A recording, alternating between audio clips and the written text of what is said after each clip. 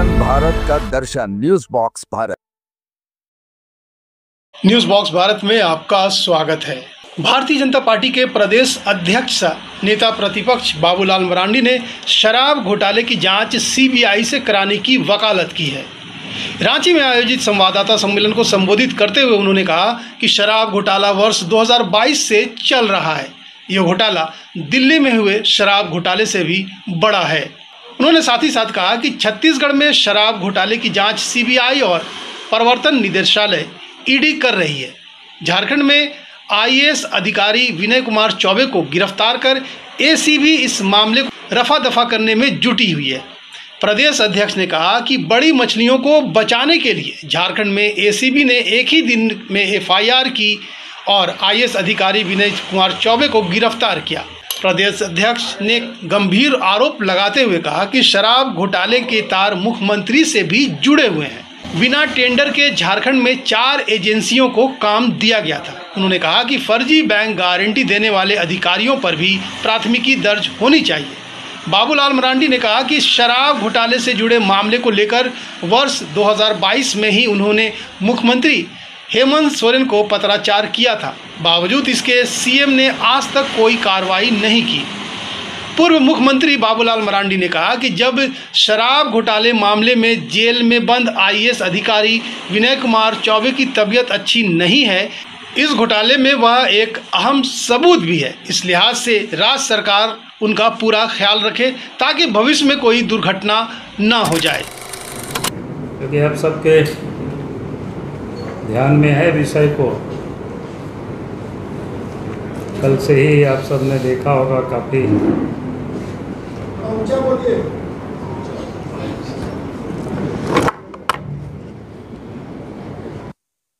आज के अखबार में भी प्रमुखता से छापा है और आज से नहीं बल्कि 2000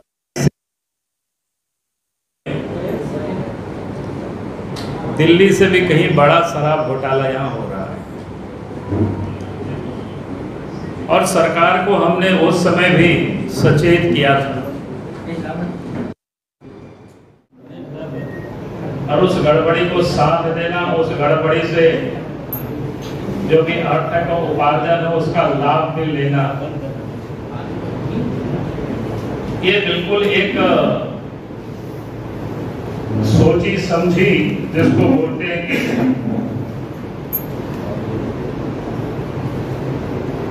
विषयता और जानबूझ करके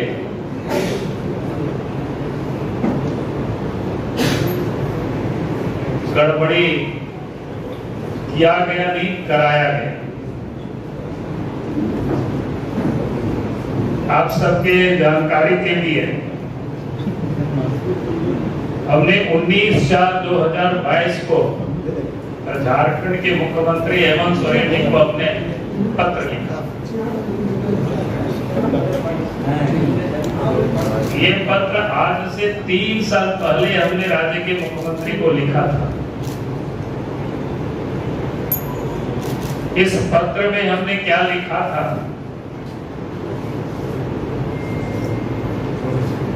इसका मैं 2-3 पारा पढ़ देता हूं।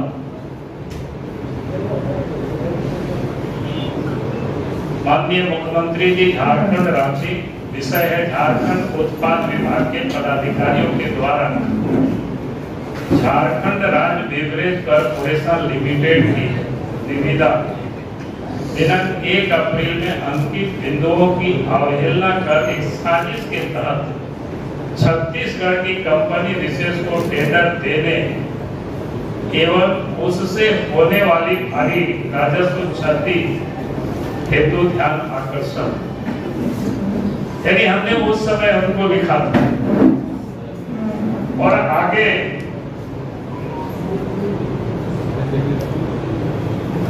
हमने और अगला जो पारा पढ़ करके मैं सुना देता हूं ताकि समझ में आ सके। और जिन कंपनियों का नाम का मैंने उल्लेख किया था उन्हीं सब कंपनियों को ये सब काम दिया गया। आप सोच सकते हो कितनी सटीकता से मेरे पास जो जानकारी था इन लोगों को देने के लिए पूरे कायदे कानून बन रहे थे, बदल रहे थे। नई निविदा की कंडिका 9.3 में 3.90% अधिकतम मार्जिन को बदलकर निविदा डालने वाली इकाइयों से न्यूनतम मार्जिन दर्शाने की बात अंकित की, जिसके फलस्वरूप निम्नांकित विशेष इकाइयां जो पूर्व में उनके मनोनुकूल नहीं रहने के कारण टेंडर नहीं डाल सके, वो पुनः मन मुताबिक लाभांश पर टेंडर में भाग ले सकेंगे। ये 4 कंपनी, पहले इन लोगों ने नहीं डाला, फिर इन लोगों ने अपने मन माफिक टेंडर की जो नियमावली जो होता है, उसका प्रोसीड्यूर होता है, उसको बनाया गया, फिर टेंडर की निकाला गया और तब फिर ये लोग डालेंगे। ये मैंने स्पष्ट रूप से कह दिया था कि भाई A to Z infra service limited है, prime one workforce private limited है, सुमित फैसिलिटीज लिमिटेड है, ईगल हंटर सोल्यूशन लिमिटेड है, ऐसे 4 कंपनी और बाद में ठीक इन्हीं सारे कंपनियों को ये सब काम मिला। अब ये सवाल उठता है कि आखिर 2022 में राज्य के मुख्यमंत्री को हमने पत्र लिखा, अब 2022 से लेकर के 2024 से 25 तक मुख्यमंत्री ने क्या किया? आखिर लूट इन्होंने क्यों होने दिया? तो ये बड़ा समझने वाली बात है। और उसके बाद आप सबको भी जानकारी में हो, ये सारे अखबारें में ही छपा है, आप सबको ध्यान में होगा। 27/9/2024 को झारखंड में ही अखबारों में छपा, यानी सितंबर 2024 में अखबार में क्या छपा? सड़क घोटाला में EOW ने की कार्रवाई, छत्तीसगढ़ में आईएएस विनायक चौबे पर धोखाधड़ी का केस दर्ज हुआ। ये कब केस दर्ज हुआ? यानी सितंबर में 2024 के सितंबर में केस दर्ज हुआ, अखबार में छपा। उसके बाद अखबार में छपने के बाद सरकार में जो बैठे हुए लोग हैं उन लोगों की कान खड़ा हो गया कि मामला तो आज नहीं कल ये जांच होगी। और उसके बाद अक्टूबर में यहां पर क्या कहते हैं उसको, पी जो प्राइमरी इंक्वायरी ऐसी सेटअप किया गया, क्या कहते हैं पी, हाँ, तो ये सेटअप किया गया।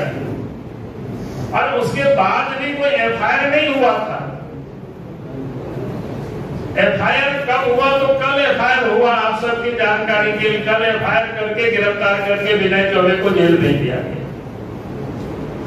यानी बड़ा इंटरेस्टिंग है, क्योंकि ये केस जब छत्तीसगढ़ में केस एफआईआर हुआ और छत्तीसगढ़ की गवर्नमेंट ने उस केस को सीबीआई को हैंडओवर कर दिया जांच के लिए, और उसके बाद यहां पर हड़बड़ी में जांच प्रारंभ हो गई और उसके बाद क्या कहते हैं उसको जेल में डाल दिया। यानी ये क्या है, पूरी तरह से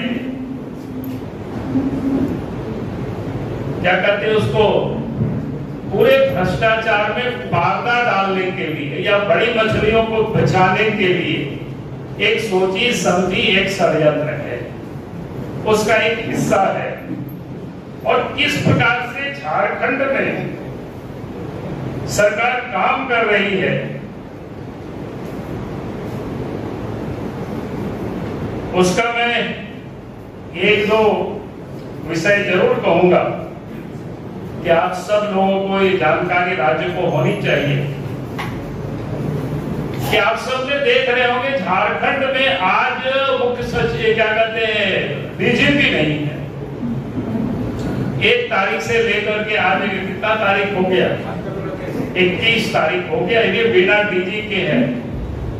और जिसे डीजी का काम दिया जा रहा है, समझिए वो डीजी नहीं है, कानूनन रूप से इलीगल तरीके से उसे काम कराया जा रहा है। फिर उनको क्यों बिठाया गया है, अब ये समझ में आने लगा धीरे धीरे।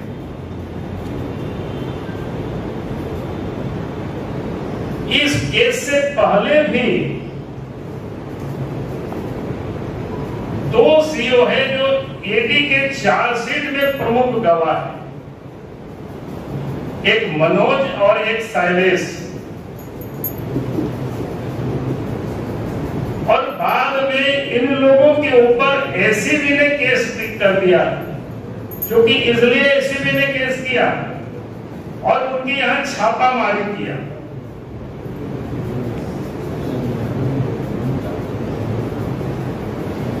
ताकि उनके ऊपर मामला को लटका करके रखा और उन लोगों को ये धमकी दिया जा रहा है ताकि ईडी की गवाह से वो मुकरे, और नहीं तो उनके खिलाफ यहां पर कार्रवाई होगी। अब जरा ये सोचिए कि डीजीपी को क्यों रखा गया है। उसका ये 2 अंचल अधिकारी मनोज और शैलेश जो ईडी के चार्जशीट में प्रमुख गवाह है, और उन गवाहों के ऊपर बाद में एसीबी ने केस दर्ज किया। बड़ा इंटरेस्टिंग खेल है, सब चल रहा है झारखंड में, और उनके यहां छापामारी भी एसीबी ने किया। और अब उन लोगों से ये कहा जा रहा है कि भाई ईडी के गवाह से मुकर जाओ, नहीं तो तुम्हारे खिलाफ कार्रवाई होगी।